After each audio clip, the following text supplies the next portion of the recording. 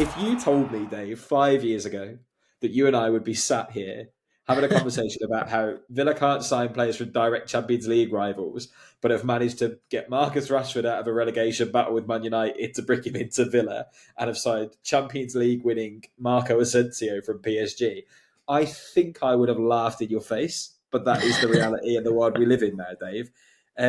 Let's start with Rashford. You and Mike have had your say a few times on the impact he was having at Man United and how you felt his time at the club had come to an end. Can we talk about what he will bring to this Aston Villa side? Because we can't ignore that at his best, Marcus Rashford is one of the most dangerous attacking forwards in the league. Can he get back to that at Villa? And if he does, what does he do for this Unai Emery team? I think it's a fascinating one. Like, if it's crazy, really, how it all came out. And I think you were probably as surprised as anybody that was happening. There were a few murmurs, wasn't there, early on?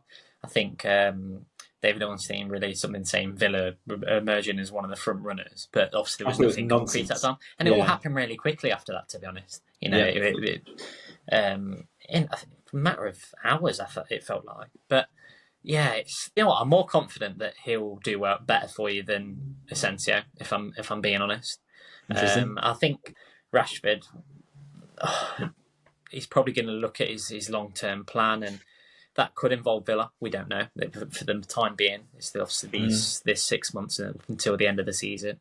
But he's got that platform now to perform, and obviously play in the Champions League as well again, which will be, you know, a massive thing for him. But I just think he'll bring a lot to this Villa team. And I mentioned last year, I think, especially off that left-hand side, which you don't always set up perfectly to play in that way. But I think he will give you a different dimension in that sense of things. Running in behind, which we've seen your team look extremely dangerous in those situations. The likes of Watkins is able to do it. You know, Leon Bailey in the past.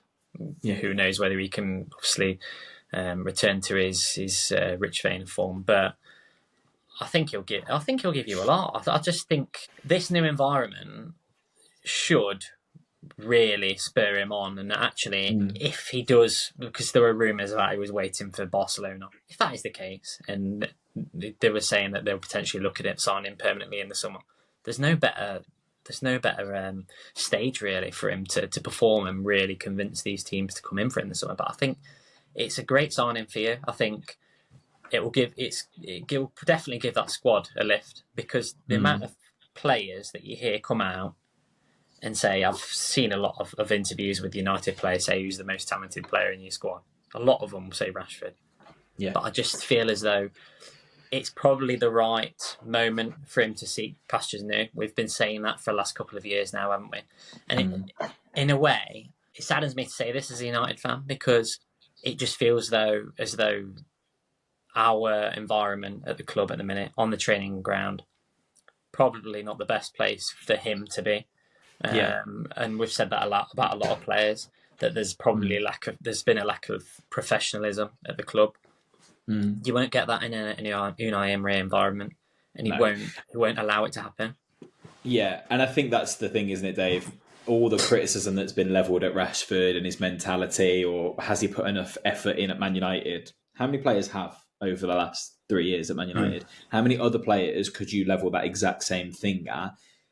Is this a Marcus Rashford problem? And I'm not convinced it is. I go really back and forth over it. When I first heard the rumour, I just thought it was nonsense. I didn't think we'd ever be in for someone like Rashford. The wages alone, I thought, were ridiculous, and it seemed unfeasible. But the more I kind of think about it, if it works out in the way Emery wants it to, which I back him to make it work, I think he's the best manager Rashford will have ever worked under, bar Mourinho, and even then, given where they are in their careers, probably still, right? And I think if anyone's going to get Marcus Rashford back firing, this is the right club for it, because Villa are really good at transitioning the ball up the pitch quickly, something that really suits Rashford. They have someone like Tielemans who can unlock runs from deep and he's one of the most creative players in the league this season.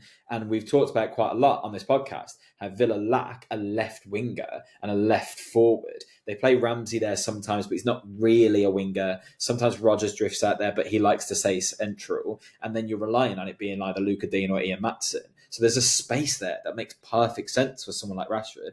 Plus, he has the versatility to play pretty much anywhere across the front three, and we just sold Duran. So profile-wise, it's perfect.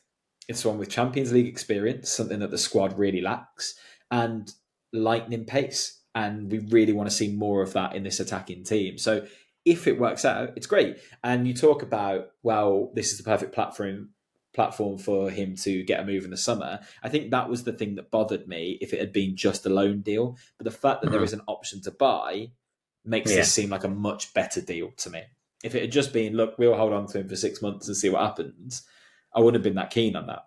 Do you know what that I didn't like all the talk about Barcelona and that, because it just we spoke about it, didn't we, on the chat in the week, and we just said, like, I just find it ridiculous. Like, that is not the right move for him. This is a perfect opportunity now for him to return to form and actually throw his hat back into the England equation of him getting back into the team. And I just think it's a very good move, and one that, to be honest, I'm surprised. And I actually respect him a little bit more for it, because he's actually now showing that I think he's definitely been upset with a lot of what's been said about him. Of course. And wants to obviously prove his credibility, I think, as a player. I think we know on his day he's capable of like world-class moments, and that's the thing now. I think he's just got to make that jump from being a moments player to be consistent. What that last season we saw, obviously the season before last with Ten Hag, where he looked like he was finally cementing his status of one of the world's best forwards. Yeah, and we know he's capable of doing that. It's just doing it on a consistent basis. Yeah, he's only 27. I think because he came in so young, it's easy to forget that he really should be in the prime of his career right now.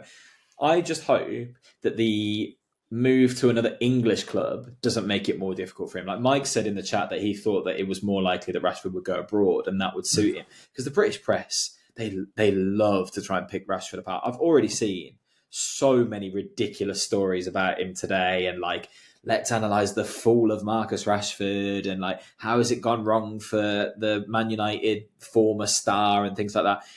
He will be under a lot of scrutiny because the eyes are all on him now. And now he's gone into Aston Villa. He'll be their highest earner, and the pressure is on. He's at a Champions League club now. He has to perform for the money that is being paid towards him. I hope that he lives up to that and it's not too much for him still.